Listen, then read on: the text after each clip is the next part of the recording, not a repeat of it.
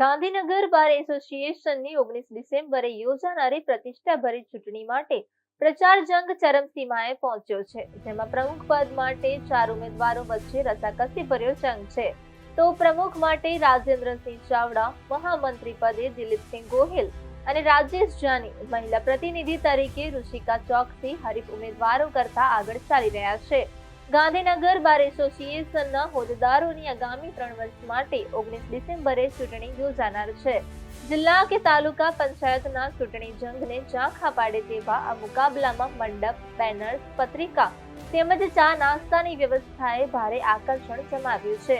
આ ચૂંટણી જંગમાં પ્રમુખ પદ માટે વર્તમાન પ્રમુખ શંકરસિંહ ગોહિલ સામે પ્રથમવાર ચૂંટણી લડી રહેલા રાઠોડ વચ્ચે રસપ્રદ મુકાબલો છે, જ્યારે ઉપપ્રમુખ માટે રાજેન્દ્રસિંહ ગોહિલનું જોરદાર પ્રદર્શન છે.